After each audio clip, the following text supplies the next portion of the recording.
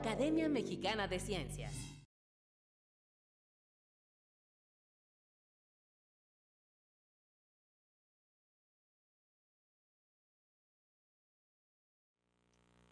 Muy buenos días, tengan todos ustedes. Muchas gracias por acompañarnos. Desde el año 1961, o sea, hace 55 años, la Academia Mexicana de Ciencias otorga los premios de investigación para distinguir a jóvenes investigadores que realizan investigación de punta en las áreas de ciencias exactas, naturales, ciencias sociales, humanidades e ingeniería y tecnología. Estos premios, considerados como la distinción más importante que confiere la Academia a jóvenes investigadores en el caso de los hombres menores de 40 años y en el caso de las mujeres de 43 años, han distinguido hasta hoy a 211 destacados investigadores en estos 55 años. Con la finalidad de difundir y promover el aporte y el trabajo de estos jóvenes investigadores, la Academia creó el programa Conferencias Premios de Investigación de la Academia Mexicana de Ciencias, con la idea de que los galardonados compartan la experiencia y el desarrollo de su investigación. Al doctor Eduardo S. Cerón le fue otorgado el premio de la Academia en Ciencias Exactas en el año 2011. El doctor Cerón nació el 31 de octubre en Tolcayuca, estado de Hidalgo. Impulsado por sus profesores y amigos del bachillerato Cebetis 222 en Pachuca, Hidalgo, a los 17 años presentó el examen de admisión a la maestría en ciencias en el Centro de Investigación y Estudios Avanzados, siendo admitido al programa y obteniendo en los siguientes 6 años 2 grados de maestría en ciencias y el grado de doctorado en matemáticas. El grado de doctor lo obtuvo en febrero de 1996 bajo la dirección experta del doctor Adalberto García Maínez del Instituto de Matemáticas de la UNAM.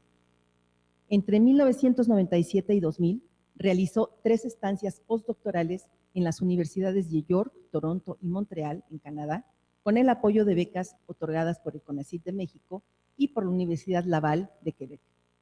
Durante estas estancias resolvió un problema abierto planteado originalmente por los profesores Chirca y Stout en 1995.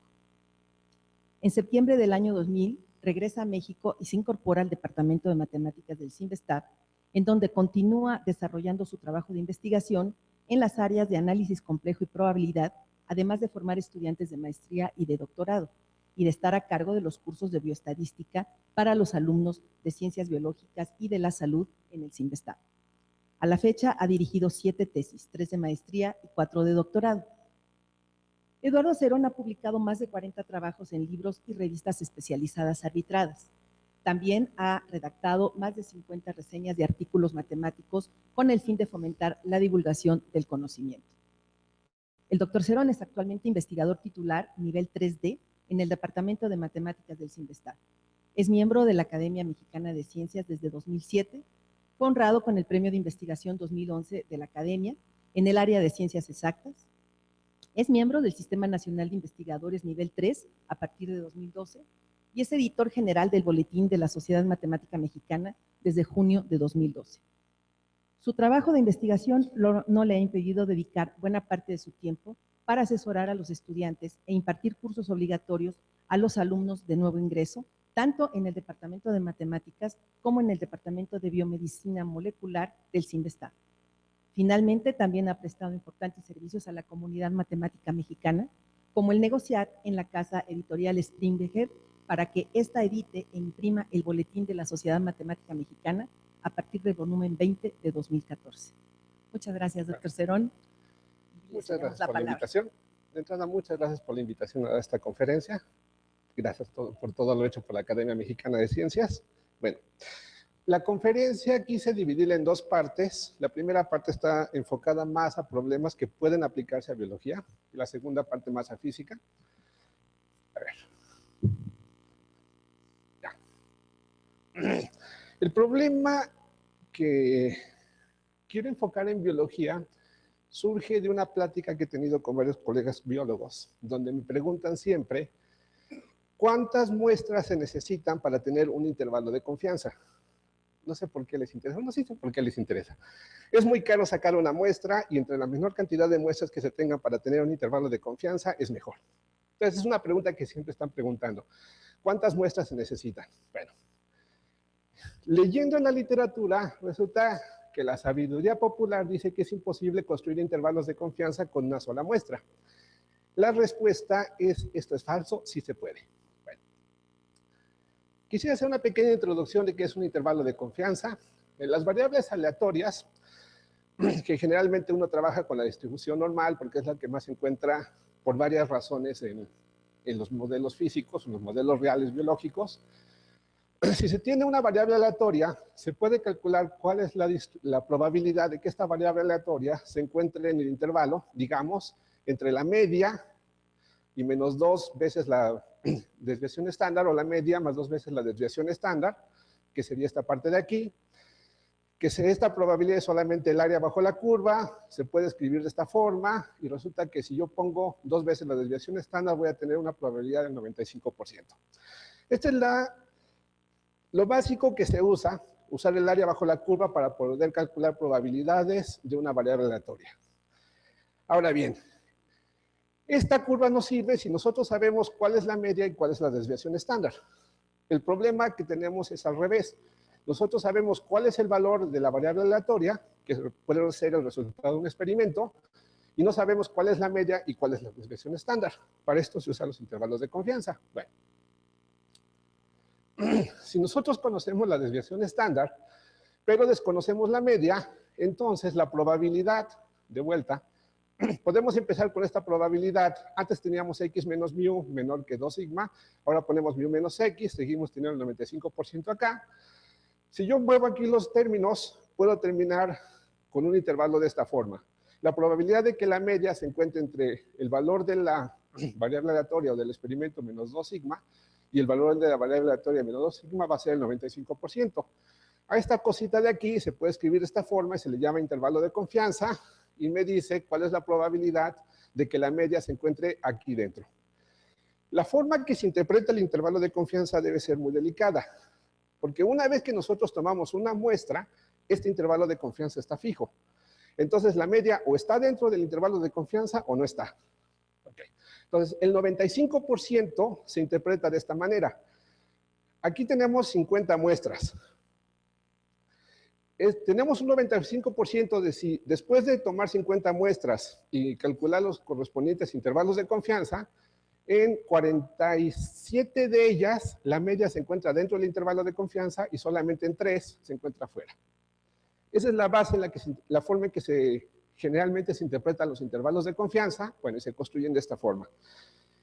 Digamos, es una forma de estar más o menos seguros cuál es el valor que nosotros queremos conocer, dado que ya tenemos una muestra. Bueno, esto no hay ningún problema, se entiende sin ningún problema. Aquí el hecho es que conocemos la desviación estándar, pero desconocemos cuál es la media. Igual trabajamos con distribuciones normales, que son las clásicas. Hay algo interesante.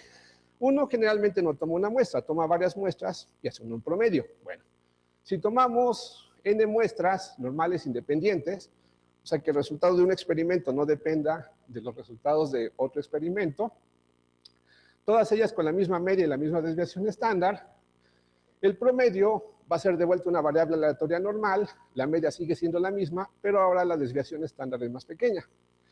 Si calculamos los correspondientes intervalos de confianza, se van a ver de esta forma. Como la desviación estándar ahora es sigma sobre raíz de n, pues ahora ponemos estos valores de aquí. Bueno, y este intervalo de confianza, debido al 2 que ponemos, va a ser del 95%. Lo interesante es esto. Bueno, primera respuesta, si conocemos la desviación estándar, basta una muestra para construir un intervalo de confianza. No hay ningún problema. Aquí está, ponemos n igual a 1 y tenemos esto. ¿De qué nos sirve tener más muestras? Bueno, que este intervalo de confianza puede ser muy grande. Yo quiero intervalos de confianza más pequeños para estar seguros que la media se encuentra ahí. Si queremos un intervalo de confianza que es 2 o 3 veces más pequeños, entonces, debido a la raíz cuadrada que se pone aquí, necesitamos 4 o 9 veces más muestras. Entonces, primera pregunta trivial. Si ustedes conocen la desviación estándar, necesitan una muestra. Si quieren un intervalo de confianza 2 veces más pequeños, pues agarren 4 veces más muestras. Ningún problema. Bueno, pero ¿qué pasa si yo desconozco la media y desconozco la desviación estándar? Eso es lo clásico, ¿no? O sea, yo no tengo por qué conocer la desviación estándar. Bueno, del libro de primaria, hay algo que siempre me memoricé. Si se tienen dos variables desconocidas, la media y la desviación estándar, se requieren dos ecuaciones para poder despejar el problema. Entonces vamos a ver qué se puede hacer. Supongamos que tenemos ya dos muestras independientes, dos medidas que se hicieron de dos experimentos, las dos con la misma media, la misma varianza, la pongo así para no escribir de más. Y ahora empiezo a hacer lo siguiente, agarro estos términos. De un lado agarro la suma menos 2 veces la media, esta no la conozco explícitamente, pero supongo que la conozco, y agarro este término de aquí, agarro la diferencia, aquí necesito restarle 2 veces la media para que esta variable termine siendo de media cero. Aquí como hago una diferencia, pues la variable ya es de media cero. Resulta que estas dos cosas, por algunos teoremas de matemáticas, también son variables aleatorias normales. También son independientes. Ahora su media es 0 y su varianza es 1. Bueno, primer paso, ya terminé esto. Segundo paso. Aquí tengo dos variables desconocidas, media y desviación estándar. ¿Qué pasa si yo, pues las sigmas se van a morir? Y solamente voy a terminar con algo que tenga una media como variable desconocida. Y tenemos esta cosa de aquí. Ahora, igual de resultados de matemáticas, si este término superior, si el numerador y el numerador ambas eran variables normales de media 0 y varianza 1, su división resulta ser una variable aleatoria con distribución de Cauchy.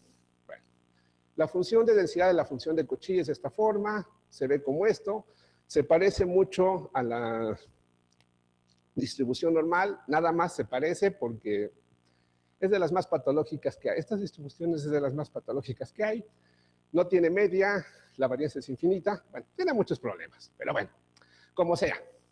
Yo sé que esta cosa de aquí tiene esta distribución. Y si yo me pongo a calcular área bajo la curva, yo voy a obtener esto. Por ejemplo, si yo quiero ver qué valor de X necesito tomar para que esto sea del 90%, pues solamente es 6.314, es decir, que si yo tomo el área, pues bueno, mucho más que está abajo de esta curva, pero extendiendo hasta 6, voy a obtener un intervalo del 90%.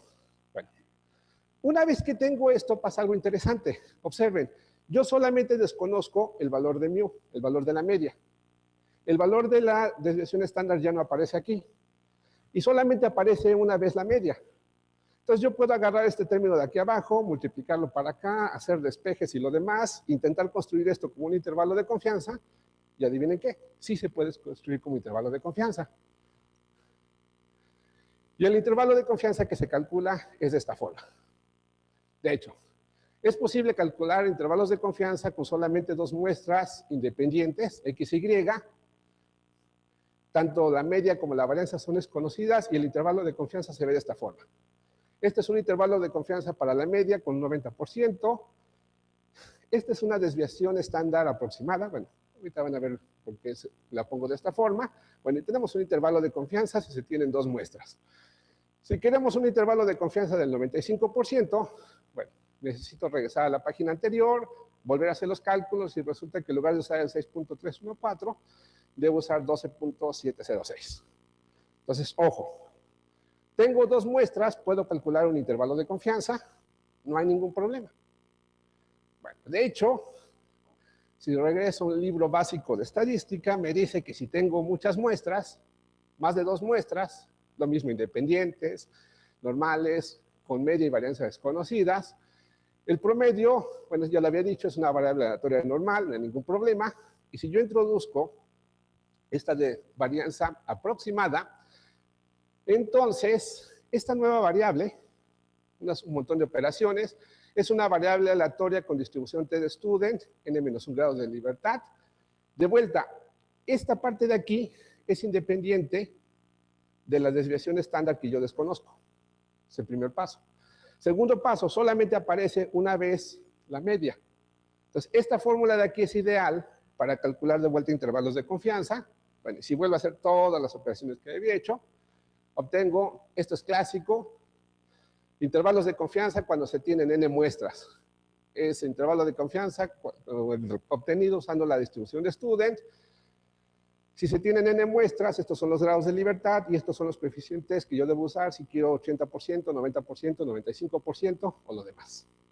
Ningún problema, esto ya es clásico. Entonces, bueno, primera respuesta que se puede dar cuando alguien les pregunta cuántas muestras necesitan para tener un intervalo de confianza, es 2. ¿Y qué pasa si tengo una muestra? Bueno, también puedo construir intervalos de confianza. ¿Pero qué se hace? Supongan que tenemos una muestra. De vuelta voy a poner la normal, porque es lo clásico. No sé cuál es la media, no sé cuál es la varianza. De vuelta, solamente tengo una ecuación y 2 variables desconocidas. Lo interesante es que Mashol ya tiene tiempo, en el 66 se le ocurrió esta idea. Generalmente cuando uno hace un experimento, uno tiene un educated guess, o sea, una idea de cuál va a ser el valor resultante. Bueno, supongamos que tenemos un educated guess, una variable A independiente de la media, digo de la variable aleatoria que estoy midiendo, o sea, independiente del resultado del experimento. Generalmente este educated guess se tiene que hacer antes de hacer el experimento. Si no, pues uno hace el experimento y dice, bueno, lo que pasa es que X es igual a A. Bueno, eso no se vale porque ya no es independiente. Entonces uno hace un educated guess de cuál va a ser el valor que uno va a obtener. Y sí se puede, por ejemplo, si se trabaja con concentraciones intracelulares, pues el educated guess no puede ser 1 molar, es una concentración muy grande. Generalmente es 1 micromolar, pues le pongo 1 micromolar. Bueno, pero ¿para qué me sirve esto? Bueno, de vuelta, como cuando tenía 2 muestras, empiezo a hacer unos cambios de variables. Tomo esta cosa de aquí, esta cosa de acá. Cuando yo le quito, perdón, creo que se me olvidó una raíz cuadrada aquí abajo. Perdón, aquí una raíz cuadrada. Perdón. Cuando yo agarro X, no, está bien, X menos mu sobre sigma, esto es una nueva variable aleatoria normal de media 0 y varianza 1. Esta parte de aquí. Y esta parte de acá es otra nueva constante. Esta constante de aquí ya no es independiente de U, porque ya le metí la media, ya le metí la desviación estándar. Pero bueno, aquí tengo una nueva variable aleatoria, que es normal de media 0, varianza 1, y meto una nueva constante. Bueno, ¿y ahora qué hago? Es un poco de matemáticas. Me pongo a calcular esta probabilidad de aquí. ¿Por qué? Bueno, ahorita van a ver por qué, pero el hecho es que se ve bonita. ¿Por qué se ve bonito? De hecho, esta cosa de aquí es interesante. Primero meto un nuevo número t, que es mayor a 1 medio. Eso lo hago para evitar problemas, es un número fijo. Esta probabilidad de aquí, se observan, es esta integral de acá, bueno, es la integral de e a la menos u, porque es una variable normal. Es la integral de este término en este intervalo que está aquí, entre estos 2 valores. Este es un intervalo finito por lo siguiente. Este término de aquí, pues es el valor absoluto de u más v sobre 2, tiene esta forma. Este término de aquí es el valor absoluto multiplicado por t. Como yo elegí t mayor o igual a 1 medio, este intervalo siempre es finito. Eso no hay ningún problema. Independientemente del valor que yo le dé a v, este intervalo de aquí siempre va a ser finito. Bueno, y pueden comprobar que las ecuaciones están bien, bla, bla, bla, bla. Bueno. Esta probabilidad que se ve bonita, resulta ser pues, calcular esta integral de acá. Hay algo interesante. V era una constante que yo no tenía control. Depende de la A. Entonces V, no sé cuánto sea, pero si yo fijo V igual a 0, este lo llevo hasta acá, este lo llevo hasta acá, resulta que esta integral vale 0, porque es la integral desde 0 hasta 0. Ningún problema. Si yo dejo que V se vaya más infinito o menos infinito, de vuelta esto se va a 0 porque solamente voy a terminar integrando las partes de la cola del exponencial. Entonces, si ustedes intentan graficar esta integral, bueno, tiene un valor absoluto, desde menos infinito es 0, toma un máximo, baja 0 en 0, bueno, infinito es 0, toma un máximo, baja 0 en 0, vuelve a subir, toma un máximo y baja 0. ¿Ok?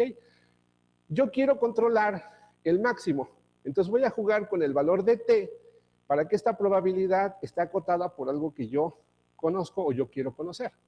Pero bueno, entonces meto todo a la computadora y resulta ser algo por el estilo. No importa qué valor yo le dé a V aquí, esta probabilidad es menor o igual al 20%, o sea, el máximo es 0.2, si yo al t le daba el valor 2.31. Si al t le doy valor 4.79, pues el máximo es más pequeño, es el 10% punto 1.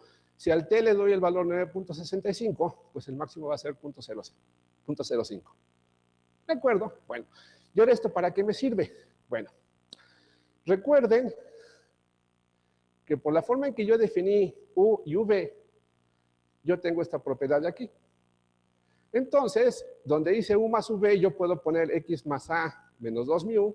Donde dice U menos V, puedo poner 2 veces X menos A.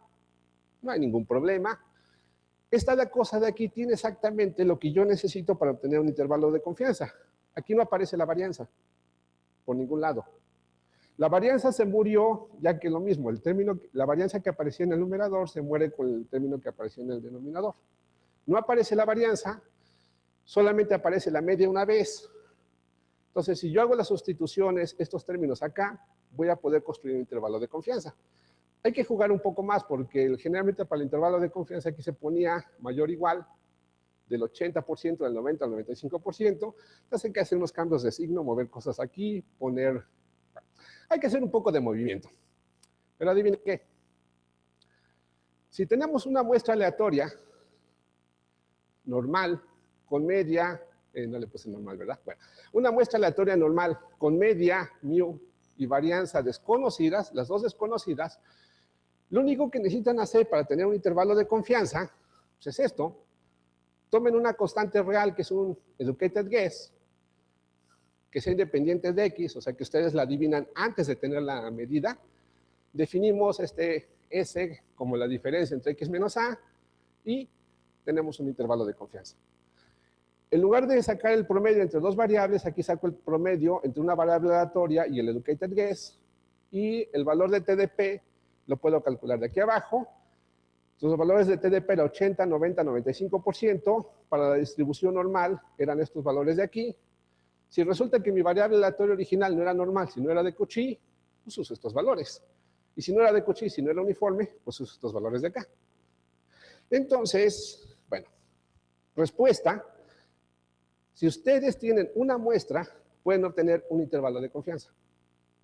Y si no me creen, generen muestras aleatorias con la computadora y van a ver que esto de aquí sí se cumple. Entonces, bueno, ahorita que estamos hablando sobre cuestiones de presupuesto, pues aquí tiene una solución para los biólogos en la cuestión de presupuesto. Basta con un experimento para tener intervalos de confianza. No necesitan gastar dinero en hacer 2 experimentos. Ok, bueno. Teóricamente se ve muy bonito y en realidad sí es práctico para tener una idea más o menos aproximada de qué es lo que está pasando. Obviamente, aquí hay algo muy importante. Si yo me equivoco en el valor del educated guess, este valor S va a ser extremadamente grande. Sí, o sea, si yo digo, bueno, voy a tomar una muestra de altura de personas, y bueno, mi educated guess es que las personas miden 10 metros, en este momento este S se va a hacer gigante, y voy a tener intervalos de confianza gigantes. Entonces, el chiste es que estos intervalos de confianza son buenos, en el sentido de que son pequeños, solamente cuando uno tiene una muy buena idea de cuál va a ser el resultado que se va a obtener en el experimento. De vuelta, una regla básica, uno más o menos sabe cuál es el valor que se va... Uno debería saber, más o menos, cuál es el valor que va a ser el resultado experimental. Pero bueno. Desde el punto de vista teórico, es algo mucho más interesante, porque basta con una sola variable, una sola ecuación para obtener la información de 2 variables desconocidas. Bueno, ahora, bueno, ¿y esto en verdad sirve en la vida real? Bueno, es una pregunta, eso no lo voy a contestar. Más bien voy a hacer lo siguiente. Me parece una muy buena idea intentar adoptar lo que son educated guess dentro de la información que uno obtiene del experimento. O sea, bueno, tal vez con una muestra esto no sirve en la vida real, pero supongamos que tenemos 3 muestras.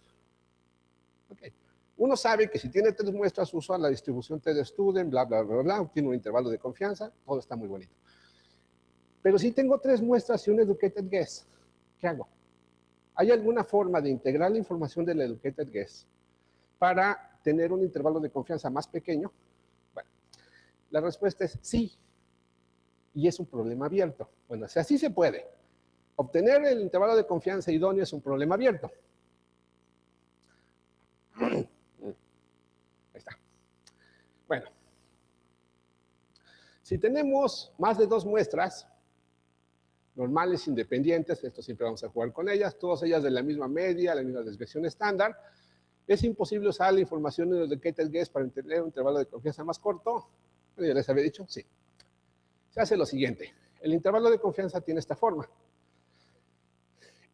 En la distribución TD-Student solamente usaba yo este término. Ahora voy a agregar este término de acá. Hago el promedio menos el valor del educated guess, le pongo valor absoluto y calculo el máximo. Resulta que con esto obtengo un intervalo de confianza mejor. De vuelta, esta es la fórmula de la varianza aproximada que siempre se usa. Lo que está aquí tenía una P de probabilidad y ahora tengo este término de aquí. Ahorita les explico cómo se maneja. Pero bueno, lo importante es que yo puedo manejar con esto.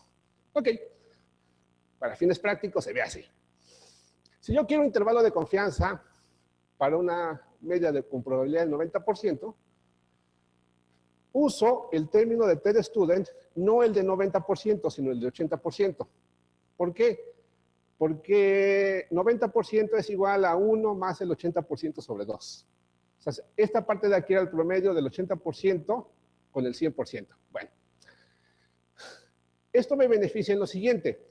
Si yo intento usar el parámetro de TD-Student normal de 90%, tendría que usar para 2 muestras, 6 y tantos, para 3 muestras, casi 3. Bueno, tendría que usar estos valores. Si yo hago esta fórmula, ya no necesito usar el de 90%, uso el del 80%, que pues es casi la mitad en este valor. Bueno, es más de la mitad de este valor y todos los valores de aquí. Uso valores mucho más pequeños, meto aquí el término donde yo estoy adivinando cuál es el valor con un educated guess, calculo cuál es el máximo y esto me da un intervalo de confianza. Esto sí funciona, pero de vuelta, funciona bastante bien solamente cuando mi educated guess, o sea, el valor que yo predije de antemano, sea bastante bueno. ¿Por qué? Como aquí estoy calculando el máximo, en el momento que este A se salga totalmente fuera del valor que yo podría hacer, o sea, si yo mido concentraciones, mido alturas humanas y digo que este es de 10 metros, ya no funcionó. Pero si este educated guess es bastante bueno, yo voy a terminar con un intervalo que es casi la mitad del tamaño que debería usar con el 90%. ¿Okay? Ahora, problema abierto. ¿Cómo mejorar la situación para que aun cuando yo elija un educated guess que es muy malo, no tenga un intervalo de confianza infinito? Por ejemplo, si aquí el educated guess es extremadamente grande, entre más grande sea el educated guess o más fuera del valor real sea el educated guess, este intervalo de confianza se va a hacer más grande. Bueno, problemas matemáticas. ¿Qué tengo que poner yo aquí como la beta para que aun cuando yo elija un educated guess extremadamente malo, siga teniendo un intervalo de confianza de tamaño adecuado? Por ejemplo, ¿cómo le tengo que hacer yo aquí para que cuando A tienda a infinito, este valor de aquí sea igual al valor clásico de la beta de TD-Students con un 90%? Esto me garantizaría que no importa qué tan malo sea el A, yo siempre voy a regresar al caso primitivo, el caso original. Pero si la A es extremadamente buena, yo voy a tener intervalos de confianza mucho más pequeños. Bueno, este es un problema matemático que hasta donde yo sé todavía no tiene solución. Si hay soluciones para el caso, ojo, hay unas soluciones muy prácticas para el caso cuando yo sé con qué distribución estoy trabajando. O sea, si yo digo, bueno, sí, si el promedio es una distribución normal o es una variable aleatoria normal, se pueden calcular soluciones. Y si yo agarro una distribución general, arbitraria, y no sé cuál es la distribución que estoy empezando, existen casos particulares, pero no existe, digamos, una técnica general. Ok, bueno, ese es el problema abierto. Para los matemáticos, para los biólogos, en verdad espero que este tipo de fórmulas les puedan funcionar. cuando ustedes sepan de antemano más o menos cuál es el valor que deben de obtener en los resultados experimentales. Esto mejora mucho los datos. Bueno, que todo el mundo lo pueda usar sería ideal. Bueno, esa es la parte de intervalos de confianza. Ahora, la segunda parte es más para física. Y de hecho empezó como una inquietud matemática. Cuando llegué a Simvestab y empecé a ver los cursos de probabilidad de procesos estocásticos, movimiento browniano y todo lo demás, integrales de Ito, sigo sin entender exactamente por qué la integral de Ito tiene que ser como tiene que ser. Pero bueno, en una conferencia del doctor Gorostiza, había mencionado que la integral de Ito se usa como una forma de derivar funciones continuas que no son derivables. Y eso me causó una impresión muy grande, porque digo, bueno, que yo sepa, la teoría de distribuciones se usa para derivar funciones continuas que no son derivables. ¿Para qué necesitamos dos teorías diferentes? Pues ya tenemos una, que es la teoría de distribuciones. ¿Para qué necesitamos otra? Como la integral de Ito para poder hacer exactamente lo mismo. Después de preguntar y mucho averiguar, resulta que ambos temas son casi el mismo o son similares. Y es lo que se llama de análisis de ruido blanco. Aquí pido una disculpa a los biólogos porque sí voy a ir a algo muy teórico, pero bueno. Espero que a los físicos les guste esta parte. Pero bueno. Uno empieza con un proceso estocástico gaussiano. Uno empieza con lo que es el movimiento browniano. De hecho, el movimiento browniano, de los primeros análisis que se hicieron, según me acuerdo, y funcionó bastante, fue el artículo de Einstein de 1905, uno de los 5 grandes. De hecho, no voy a usar la definición de Einstein, sino la definición de Wiener, que es mucho más adecuada. Movimiento browniano clásico es lo siguiente. Es un montón de trayectorias o de funciones que son continuas.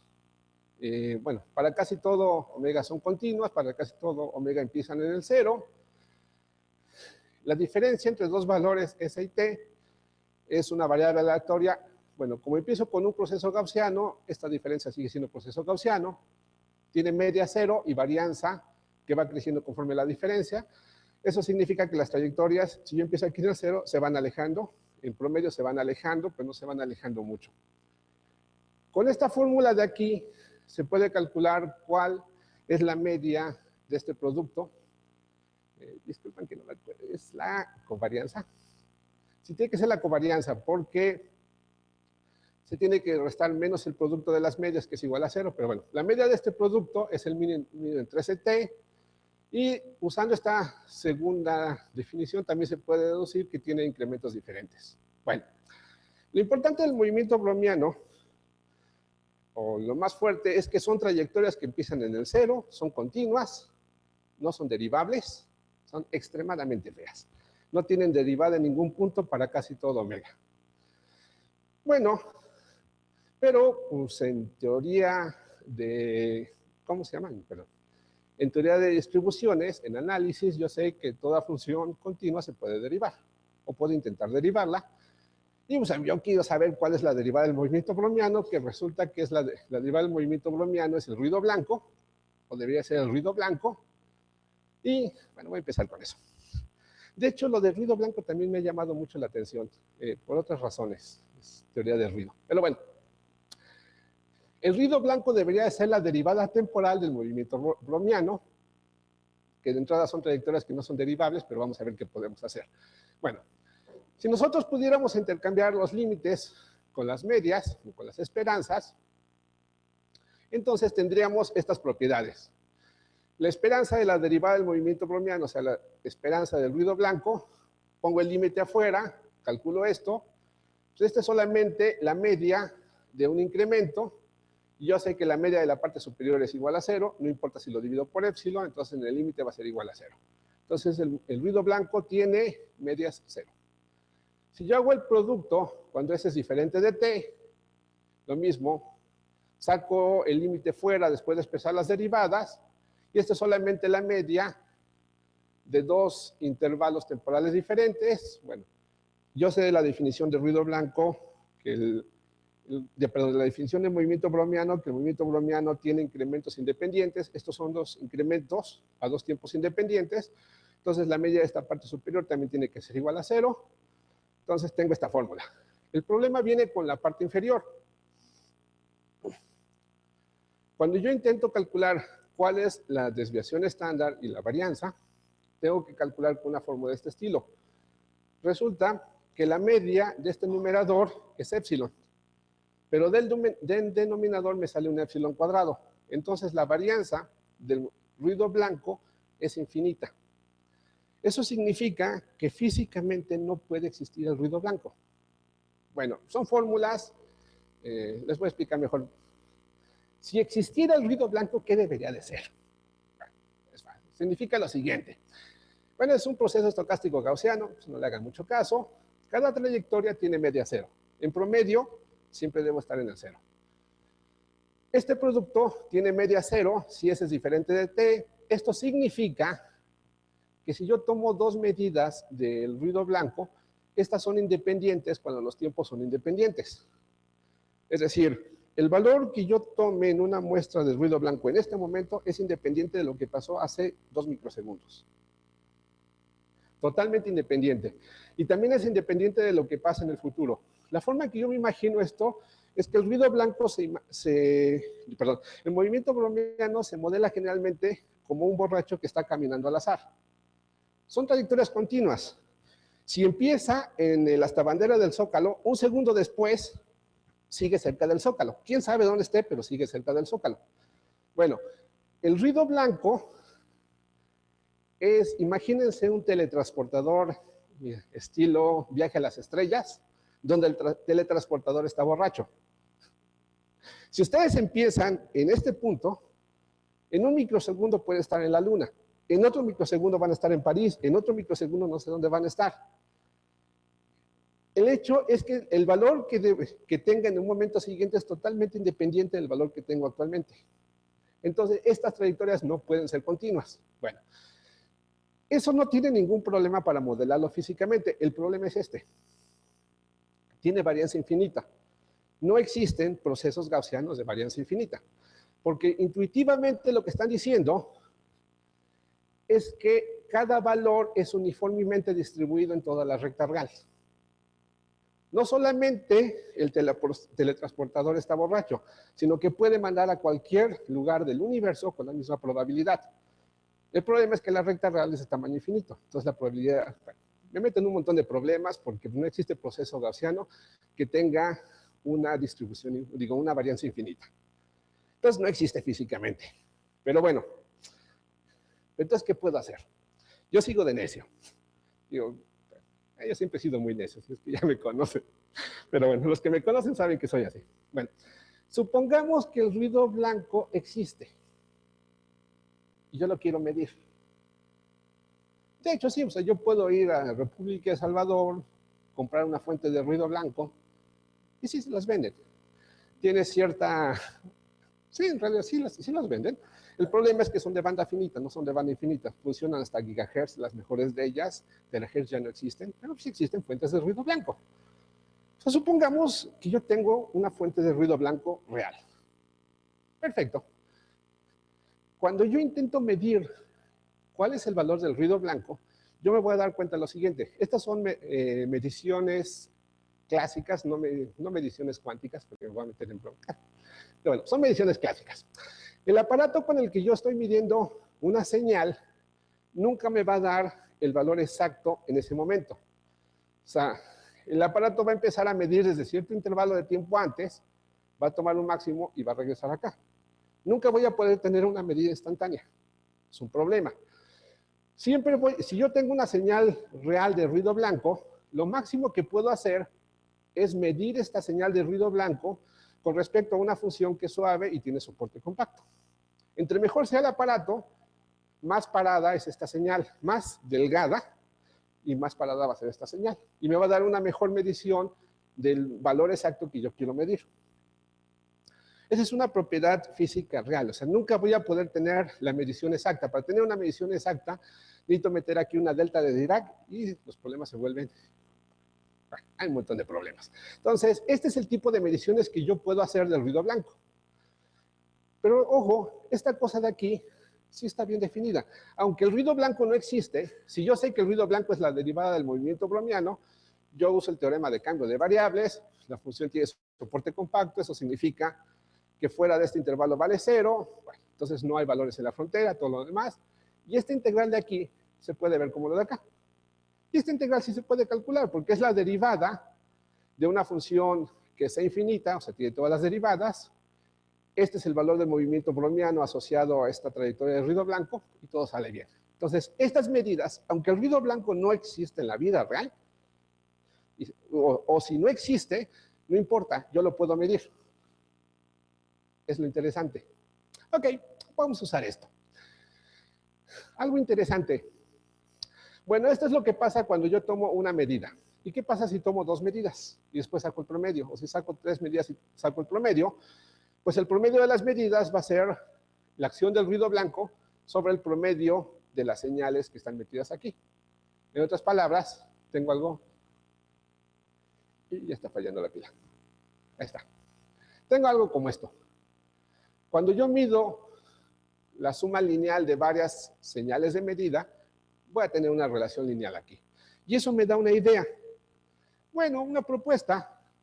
El ruido blanco, cuando yo lo quiero modelar, lo voy a modelar como el espacio de distribuciones, o sea, es decir, todos los operadores lineales que están actuando sobre funciones C infinita con soporte compacto.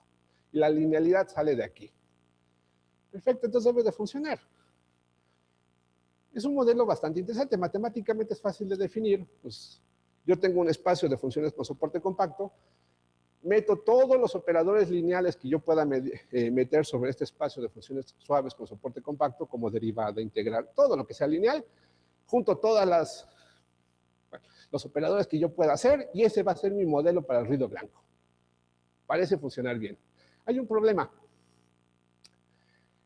¿Cuál dual? ¿Y con qué medida? Lo de la medida ahorita lo voy a explicar. El cual dual me refiero a lo siguiente. Déjeme hacer este modelito. Este es el espacio de funciones L2, o sea, L2 integrables. Sabemos que es igual a su dual, es decir, para cualquier función que está aquí en L2, yo puedo construir un operador lineal acá. No hay ningún problema. Aquí yo voy a meter todas las funciones suaves con soporte compacto, que obviamente son L2 integrables. Bueno, y de dual, pues yo puedo calcular el dual como todos los funcionales lineales que están actuando sobre E, o todos los funcionales lineales y continuos que están actuando sobre E. Bueno, ya tengo dos duales. ¿Es todos o solamente los continuos? Es primera pregunta. Segunda, pues yo quiero hacer un poco de procesos estocásticos, entonces necesito una medida que sea gaussiana. Entonces necesito poder decir qué significa medir cuestiones gaussianas. Y es donde me enfrento con otro de los problemas fuertes. No es posible meter en un espacio de Hilbert infinito, bueno, con su producto interno y su base normal, una medida que sea gaussiana. Es decir, que, bueno, en pocas palabras, que satisfaga esta ecuación de identidad. Y es la ecuación característica clásica que se busca a la hora de meter integrales gaussianas. Ojo, espacio de Hilbert infinito. Sobre los reales, sí existe una medida gaussiana, la clásica. Sobre R2 también, hay un montón, excepto que no en los espacios de Hilbert infinito. El problema viene de lo siguiente, supongamos que sí existe. Bueno, y esta medida va a ser esencial para mí. Supongamos que esta medida sí existe. Bueno, como yo tengo un espacio de Hilbert infinito con esta base, pasa lo siguiente. Para todo elemento que yo agarre en L2, este límite va a ser igual a 0. O sea, el producto interno del elemento que yo estoy tomando con los elementos de la base ortonormal, su límite va a ser igual a 0. Es una de las propiedades básicas, espacios de Hilbert. Perfecto. Supongamos que yo tengo una medida, y una sigma álgebra, tal que esta integral la puedo definir. Pues yo voy a llegar aquí y en lugar del h, voy a poner elementos de la base. Bueno, como es una base ortonormal, este producto interno es igual a 1. Entonces es igual a la 1 medio. Entonces, esta cosa independiente de qué? Ahora, agarro esta integral, la pongo aquí, tengo este término de acá, como todo es igual a e a la menos 1 medio, pues yo le puedo poner el límite, es constante. El problema es que por el teorema de la integral acotada de Lebesgue, este límite lo puedo meter dentro. Cuando yo meto el límite dentro, esta parte de aquí arriba tiende a 0. Si esta parte de aquí arriba tiende a 0, la integral es igual a 1. Acuérdense que esta es una medida probabilística. Entonces, voy a tener que a la menos 1/2 va a ser igual a 1. Y es donde falló todo. Entonces, es imposible meter una medida probabilística en un espacio de Hilbert. Pero yo sigo de necio, yo quiero meter una medida probabilística en el espacio de ruido blanco. ¿Cuál es el problema? El problema es que yo estoy integrando sobre L2. Y estas H's las estoy tomando sobre L2. La solución la encontró Milnor, no me acuerdo el año, creo que es como el 64, diciendo, bueno, lo que pasa es que voy a integrar sobre un espacio más grande y estas H's aquí las voy a tomar sobre un espacio más pequeño. El espacio más grande van a ser el espacio de ruido blanco, o sea, los operadores lineales, y aquí pues yo quisiera poner las funciones suaves con soporte compacto. Al parecer, este no puede ser tan pequeño como las funciones suaves con soporte compacto, pero bueno, para no aburrirlos, este es el resultado. El teorema de Bochner-Milnos. Se hace la siguiente construcción. De entrada, no voy a trabajar con el espacio de funciones suaves de soporte compacto porque es muy pequeño. Se trabaja con el espacio de funciones de Schwartz, que son las funciones suaves que convergen rápidamente a 0 cuando yo me voy a infinito. Y converger rápidamente a 0 significa que cualquier derivada que yo calcule converge más rápido a 0 que cualquier polinomio. Por ejemplo, e a la menos x cuadrada, no importa qué derivada le calculen, si la multiplican por un polinomio, esta cosa converge a 0.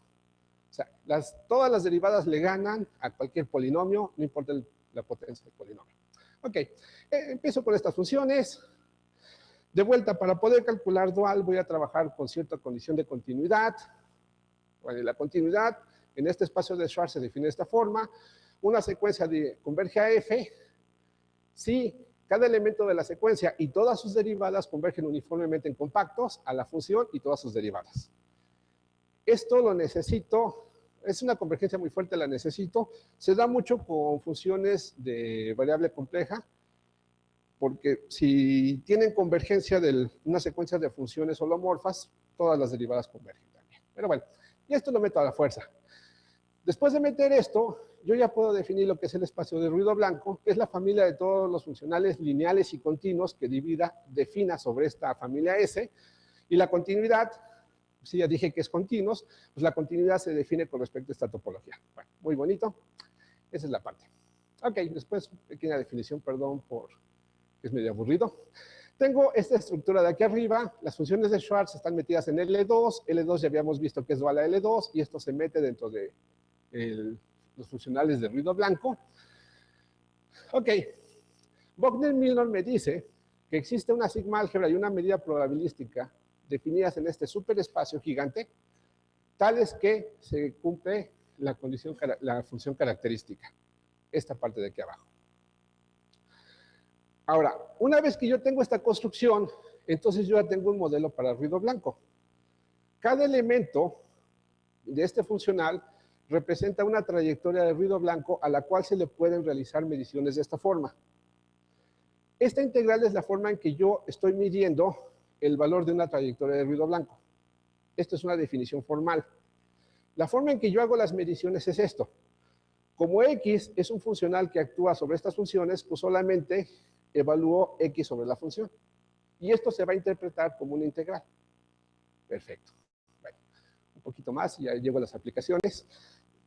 Estas cuestiones de aquí tienen muchas aplicaciones, porque cuando yo realizo medidas en esta parte de acá, en realidad nunca voy a integrar con respecto al tiempo. Para hacer los cálculos, yo calculo estos valores de acá.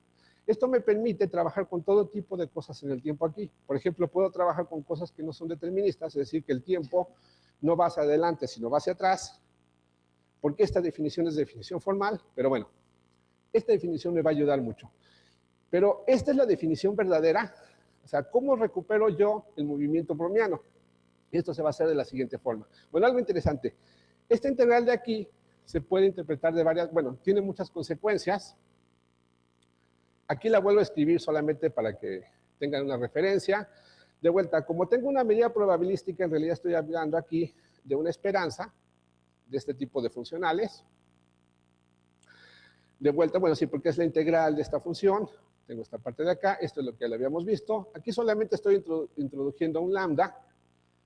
Como esta cosa es lineal, el lambda lo puedo poner junto al g sin ningún problema, y a la hora que lo saque de aquí va a salir como lambda cuadrado. Bueno, lo primero es que la esperanza de todas estas trayectorias va a ser igual a 0. Esto lo deduzco solamente derivando esta parte de aquí arriba y evaluando en 0.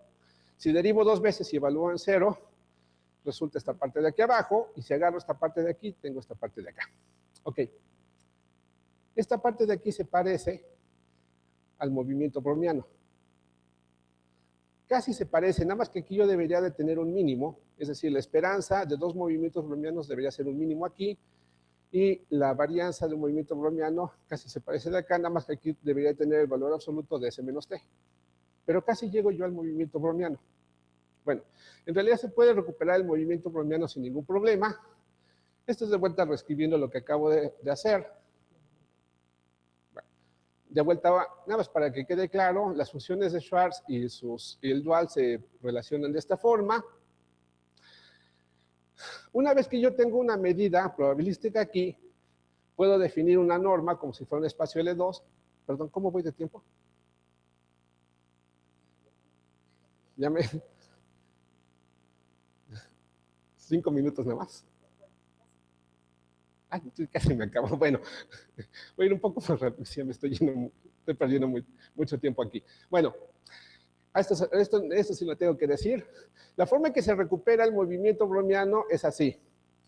Recuérdense que el ruido blanco es la derivada del movimiento browniano, entonces lo tengo que volver a integrar.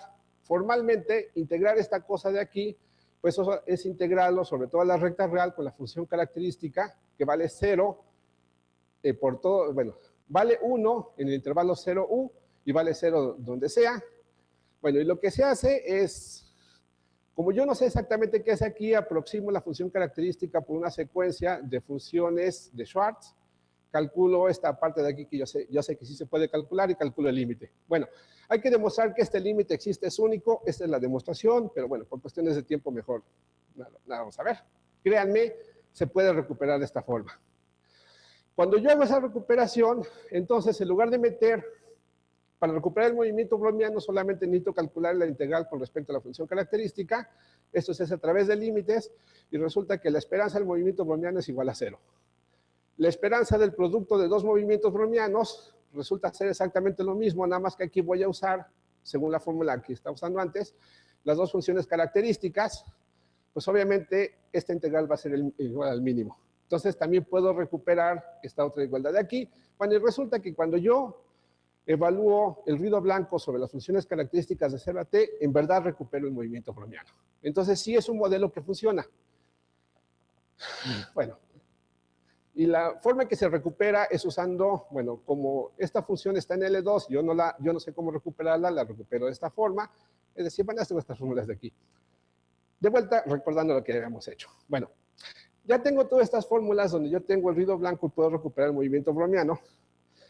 La forma más elegante que creo que le va a gustar a los físicos es que esto me permite tener un modelo exacto de lo que es la integral de Feynman, donde, bueno, creo que siempre que oigo sobre la integral de Feynman, oigo que la medida sobre el espacio de todas las trayectorias continuas que se tienen que usar no está bien definida y que genera muchos problemas.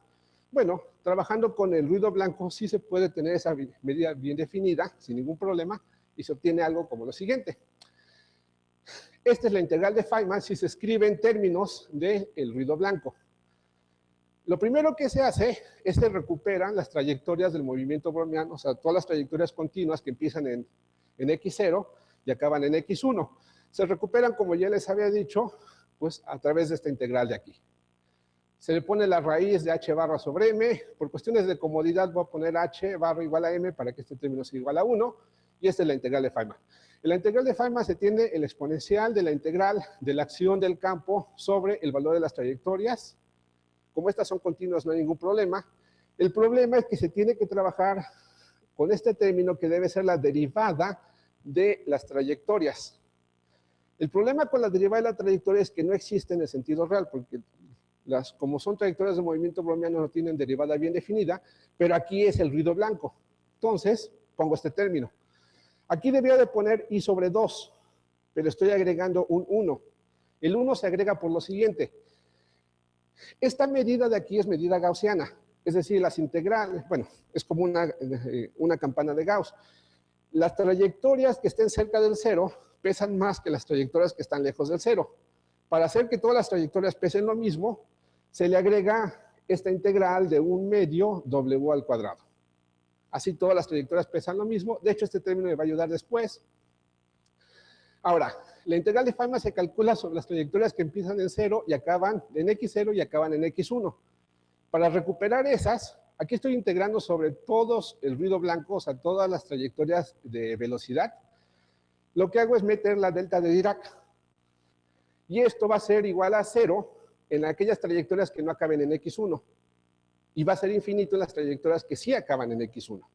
Con esto yo estoy seleccionando las trayectorias que empiezan en x0 y acaban en x1. Este término de acá necesito darle una interpretación, y la interpretación es la siguiente. El problema, todavía hay un problema pequeño. Aquí necesito saber cuál es el valor del movimiento, del ruido blanco en el valor S, exactamente en el valor S. Formalmente debería usar esta fórmula de aquí. El problema es que necesito meter aquí la delta de Dirac. Si yo meto la delta de Dirac me meto en problemas, porque la delta de Dirac no está en L2, entonces no puedo usar esta fórmula de aquí abajo. ¿Ok? Entonces, solamente necesito interpretar esto, y la forma de interpretarlo es la siguiente. Le doy una base ortogonal a este espacio de funciones, y el valor de movimiento del ruido blanco en el valor S, lo expando en términos del espacio de funciones. Este omega cuadrado es exactamente este término de aquí arriba. Ahora, como estoy eligiendo una base ortonormal, y estoy integrando esta parte de aquí, cuando yo hago los cálculos, todos los términos se van a morir y solamente,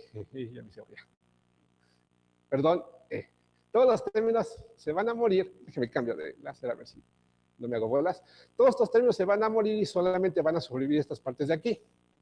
Bueno, si C es igual a 1, esta cosa es igual a 0.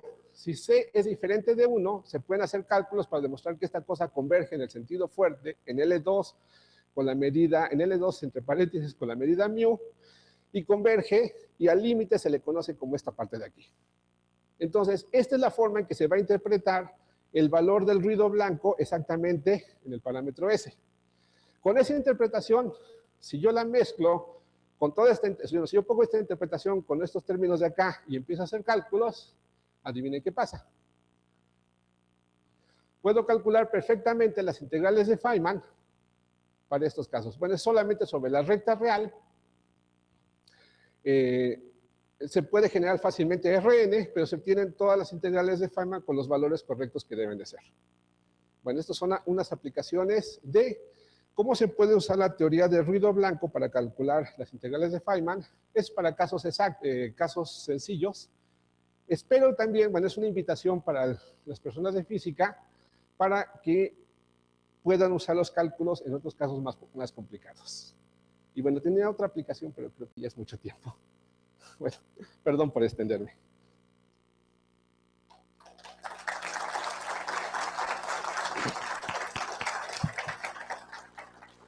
Tenemos tiempo para unas preguntas.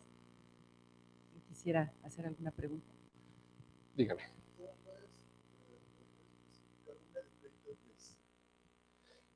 Por ejemplo, para una serie de experimentos que tengas dos, Ajá. que quieras introducir ese término, ¿qué parámetros, qué consideraciones tienes que hacer? Bueno, la primera consideración es que debe ser totalmente independiente del resultado experimental. O sea, tiene que hacer antes. Ojo, uno cuando hace un educated guess no lo puede hacer totalmente independiente porque ya tiene una idea de lo que va a ser el resultado. Y entonces lo que se tiene que hacer es en la forma más pura decir, bueno, supongamos que yo estoy midiendo una corriente en un poro. No se vayan a valores exactos, sino se vayan solamente a órdenes de magnitud. Digamos, el educated guess va a ser de 1 microampere. Punto. Ojo, Si vamos a medir concentraciones, no pueden ser educated guess negativos.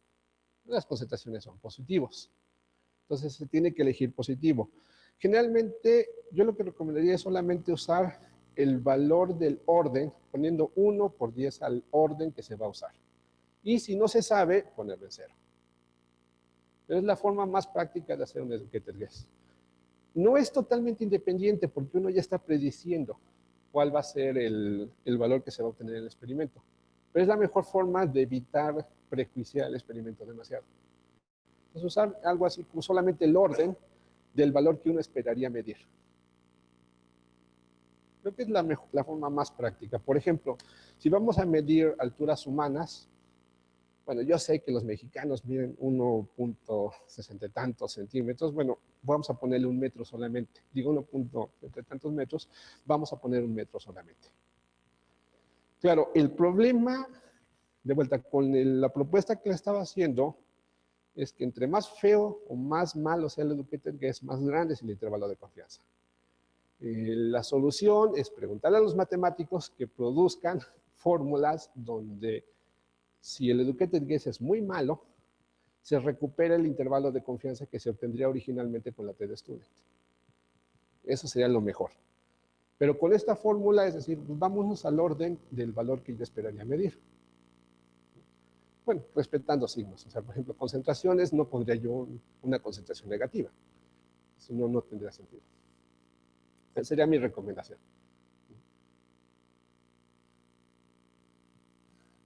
Dígame, profesor. Existe casi infinidad de preguntas, pero algunas pueden ser importantes. Bueno. Por ejemplo, observando situaciones astronómicas, Ajá. vemos que circulan muchos meteoritos y hay hipótesis que uno de ellos causó un cambio dramático porque se murieron dinosaurios. Ajá. Y ahora, ¿qué intervalo de confianza tenemos nosotros que no habrá un otro tal incidente con meteorito que causará, bueno, somos dinosaurios, somos mucho menos resistentes? Bueno, Una de las preguntas. una pregunta Otra de muy las preguntas, interesante. si la prefieres, es situación en bolsa de valores. Ajá. Situaciones cambiarias, por ejemplo, que yo no sé si obedecen el ruido blanco o obedecen algún ruido discretamente dirigido, pero de todas maneras, se puede calcular algo. Sí. Ok, estos son solamente 2 preguntas. La primera pregunta es si necesitaríamos hacer los cálculos, porque se tiene solamente una medición, la que hicieron los dinosaurios. Pero déjenme hacer los cálculos mejor. En cuanto a la bolsa de valores, bueno, me voy a atrever a meterme en área de economía, que es muy problemática. De entrada, sí obedece las relaciones de ruido blanco. El problema es que hay brincos también que meten mucho, ahora sí que meten mucho ruido, que no corresponden a las trayectorias de movimiento browniano. El mejor ejemplo que conozco de aplicaciones, bueno, no esta teoría en particular, sino la teoría de procesos estocásticos con movimiento browniano, es el caso de cuando se inventaron los derivados y que se intentaba, se le pudo dar un valor exacto. No me acuerdo cómo se llama la compañía, profesor Onésimo, ¿cómo se llamaba la compañía que empezó con los derivados en el 95, que hasta recibieron el premio Nobel? Bueno, empezaron se le empezó a dar precios a ciertas opciones. Bueno, las opciones existían desde antes, no me quiero meter en la definición exacta. Se empezaron a dar precios a ciertas opciones, o sea, contratos de mercado, y la teoría funcionó bastante bien hasta que se cayó la Unión Soviética. Entonces, matemáticamente funciona bastante bien. El problema es que llegó un golpe, o sea, materialmente llegó un meteorito, si vamos a ese estilo, que fue la caída de la Unión Soviética y que cambió totalmente las situaciones. Entonces, sí funciona Pero al parecer la bolsa de valores es mucho más patológica que movimiento browniano. Realmente más patológica. Y eso tiene el problema que está asociada a la política humana, y en la historia humana es mucho más patológica que el movimiento browniano. Pero bueno.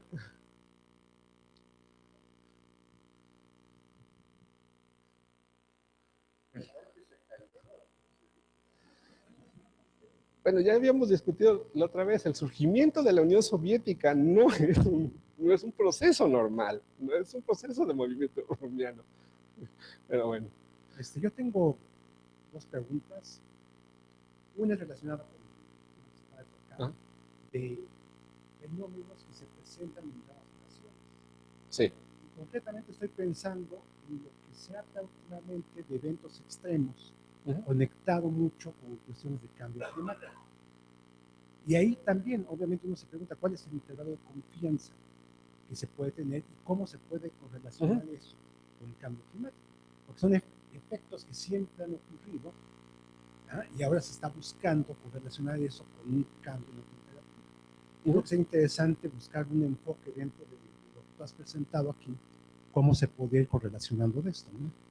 El otro punto que quisiera preguntar es, tú aquí has hablado del ruido blanco conectado con el movimiento browniano.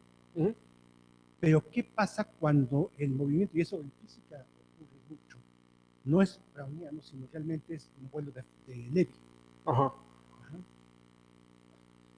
¿Qué es lo, o sea, puedes tener ahí, puedes definir un ruido blanco ahí? Sí. Sí, ¿Y cómo te va a cambiar todo tu esquema matemático? Bueno, sí se puede. Lo que pasa es que no lo había dicho. Bueno, contestando a la segunda pregunta, que es la más fácil. Sí se puede. Lo que pasa es que a la hora de obtener o aplicar el teorema de Milnor, de Bochner-Millos, perdón, siempre me confundo de este nombre, no se usa esta función característica, sino se puede usar otra función característica. Y es la función característica que debe estar asociada a los vuelos de Levy. Si la función característica asociada satisface ciertas condiciones de continuidad, positividad y lo demás, entonces se puede construir una medida mu para obtener este tipo de cosas. Y se puede reconstruir toda la teoría. Pero eso es solamente si la función característica, esta cosa de aquí, es exactamente, bueno, satisface ciertas condiciones sobre el teorema de Bochner-Milnor. Por ejemplo, en distribuciones de Poisson, si se satisface, necesitaría verificar para los vuelos de Levy. Porque se caracterizamos por las ondas, justamente. Sí, habría que revisar los datos. Ahora, en cuanto a usar los intervalos de confianza cuando se tienen modelos y valores reales, algo que estaba platicando hace tiempo con mi hermano es, ¿por qué no usar los valores que se obtienen de los modelos como el educated guess para obtener intervalos de confianza con educated guess? Y en base a esos intervalos de confianza, ver si en verdad nuestro modelo es bueno o no. Es usar esta parte de aquí, pero al revés. O sea, si yo no sé cómo sale el educated guess, que es una muy buena pregunta, ¿qué pasa si yo llego y el valor de A lo meto como el valor de mi modelo? Calculo un intervalo de confianza y en base a la información que estoy obteniendo de este intervalo de confianza, intentar validar si mi modelo es bueno o no. O sea, aquí podría meter los valores que salen de mi modelo con el promedio de los valores que yo estoy midiendo, ya sea para varias muestras o para una muestra en el caso de modelos, modelos del clima solamente se tiene una muestra. Pues hace tiempo estaba platicando con él si era sensible, no hemos todavía llegado a una conclusión, si es sensible usar este tipo de cosas para validar modelos. Eso es lo más que le puedo decir. No le tengo así un ejemplo donde las cosas hayan funcionado bien, nada más le empezamos a trabajar. Pero ya mi hermano tuvo su bebé, bueno, sus dos bebés, se detuvo esa teoría. Pero si usted quiere, podemos trabajar sobre esto para ver si funciona. En multitud de libros y artículos, el movimiento browniano, el ruido blanco, va y viene alegremente, ¿no? Por sus páginas. está caracterizado de muy diversas formas, potencia espectral, exponentes de Hertz, dimensión fractal, etcétera, etcétera. Esta formalización de la que has hablado, ¿qué impacto tendría sobre los kilos de papel que ya se han escrito sobre el movimiento browniano y ruido blanco? Bueno, de entrada más kilos de papel. Yo creo que el impacto es más un impacto teórico. Un impacto teórico en el sentido de poder dar ¿cómo se llama? Theoretical frame, un marco teórico firme de cómo hacer, por ejemplo, ¿cómo calcula usted el promedio con respecto a todas las trayectorias de ruido blanco? Creo que en ese sentido es donde le puede dar un marco teórico fuerte. La otra, es un impacto real. Y la otra parte es, bueno, uno de los ejemplos que había puesto, a ver si nada más lo voy a poner la primera parte. Y eso me parece muy interesante pero más bien como aplicación. Ay, es la página, aquí está. Como aplicaciones realistas de ese estilo. Por ejemplo, aquí les iba a explicar cómo se puede usar la teoría del ruido blanco para calcular la distribución probabilística de este proceso de difusión. Bueno, hay un movimiento ruido blanco y hay dos términos que controlan la difusión. Uno de ellos es clásico, es decir, el tiempo va hacia adelante y aquí el tiempo va hacia atrás. Entonces, se puede usar, yo creo que tiene aplicaciones reales en poder resolver este tipo de ecuaciones, donde existen términos muy raros como que el tiempo va hacia atrás, y que se puede usar porque como uno en realidad no dice cuál es el valor del ruido blanco en un momento, sino solamente son mediciones, pues no importa cómo haga uno las mediciones. Es decir, este análisis es solamente formal. No importa si el tiempo va hacia adelante, hacia atrás, de ladito, no importa, porque este trabajo se analiza solamente en forma formal. Entonces, lo que yo podría decir es un marco teórico para analizar el ruido blanco, pero bueno, eso es para los que les guste la teoría. Y en la vida real es poder resolver problemas que no se pueden resolver, por ejemplo, con la integral de Ito. Porque la integral de Ito hay un tiempo fijo. La dirección de tiempo está fijo y aquí no importa. Aquí el tiempo puede ir para adelante o para atrás, no hay ningún problema, porque solamente se trabaja formalmente. Entonces, yo espero que tenga aplicaciones en el sentido práctico, o sea, que ayude a resolver problemas. Los resultados no son invariantes ante la dirección del tiempo. Acá en estas integrales, ¿no? Bueno, sí, porque si cambia el U desde acá afuera, sí. Pero más bien, no es que no sea invariante a la dirección del tiempo, es que se pueden meter términos. Porque una trayectoria browniana es bastante irreversible.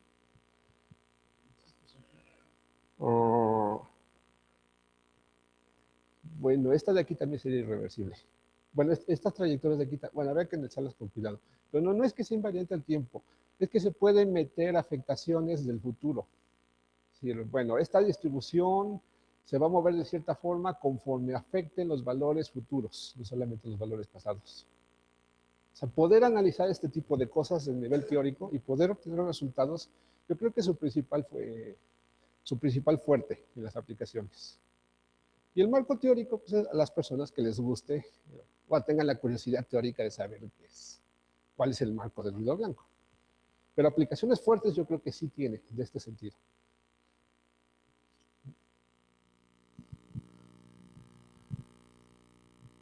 ¿Qué pasa con los resultados cuando los incrementos ya no son independientes? Por ejemplo, en el caso que sean ligeramente con cierta memoria, o sea que la correlación no desaparezca rápidamente. Es que eso depende cómo se integra. Ok, bueno, la respuesta clásica es que generalmente lo que se hace se mete un filtro sobre el ruido blanco. O sea, el movimiento browniano es la primera integral del ruido blanco. Entonces, y se tiene cierta relación entre los incrementos. Bueno, la varianza es el valor absoluto de C menos T, bla, bla, bla, bla. Lo que se puede hacer es no filtrar el ruido blanco con una integral, sino filtrarlo con otro tipo de cosa. O sea, un filtro real, por ejemplo, hasta que te dé exactamente la varianza que necesitas. Generalmente es lo que se hace, la mejor forma de hacer las cosas. O sea, por ejemplo, no lo integras, ¿qué será? El movimiento browniano fraccional sería el resultado de integrar el ruido blanco, pero no con la integral clásica, sino una integral fraccional. Y pues meter un montón de cosas ahí. Igual teóricamente cabe dentro de este marco teórico. Que en la vida real significa, es lo que se hace en la vida real cuando se compra un generador de ruido blanco. Que compras un generador de ruido blanco y lo filtras para obtener exactamente el ruido del color que tú quieras. Que, bueno, pero es imitar lo que ya se hace en la vida real. Buenas tardes. Bueno, yo he estudiado un poquito de señales electroencefalográficas ¿Ah? y por ejemplo, para ruido blanco se ha encontrado que, bueno, sobre todo para patologías como esquizofrenia, Alzheimer, encuentran señales tipo ruido blanco. Ajá. Y para digamos, epilepsia encuentran ruido browniano. ¿Cómo puede relacionar esos tipos de patologías con su trabajo? Ahí sí necesitaría analizar los modelos que están usando. Esas son las señales que ustedes miden, ¿no? Sí. No tienen un modelo interno. Hay modelos, pero mayormente son para, digamos, sistemas sanos. Ajá. No, eso sí, habría que construir un modelo muy bien, porque sí sería aventurarme demasiado en relacionar una patología con la otra. Sé que cuando se miden señales electroencefalogramas, señales eléctricas del cerebro, se tienen problemas porque la señal obviamente, bueno, a menos que se ponga el electrodo directamente dentro del cerebro, lo que se está midiendo es toda la señal que ya pasó por el hueso, bueno, pasó por la dura madre, por las duras madres, que son, bueno, por las duras madres, por el hueso y por la piel. Entonces, obviamente ya está filtrado. Pero, ¿qué es lo que pasa dentro? Yo creo que sí habría que hacer un modelo muy específico para eso. Si no, sería aventurarme demasiado. Pero no sabía que caracterizando el ruido se podía caracterizar la enfermedad. Eso parece bastante interesante. Gracias. Ajá. ¿Y qué modelo se usa? O sea, nada. ¿Ah? Eso sí, sería interesante verlo. Sí, excelente. Pero bueno.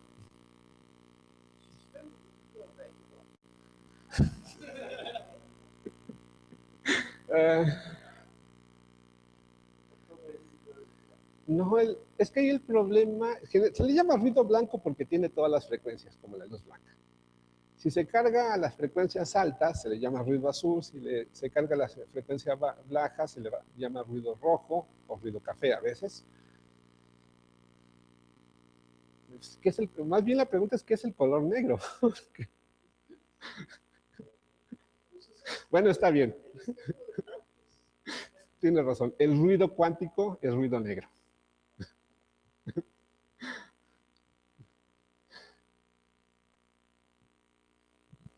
¿Ya no hay más preguntas? Pues le agradecemos muchísimo al doctor Cerón. Muchas gracias. Aprovecho un minuto para anunciar nuestra próxima conferencia en el ciclo de conferencias de premios de investigación de la Academia. La siguiente conferencia la dictará la doctora Oliva López el miércoles 30 de marzo a las 11 de la mañana en la Facultad de Estudios Superiores de Iztacala, en la FES Iztacala de la UNAM, con el título Hermafrodismo, Estudio socioeconómico de la naturaleza sexual desordenada. Están todos cordialmente invitados. Muchas gracias. Gracias, doctor.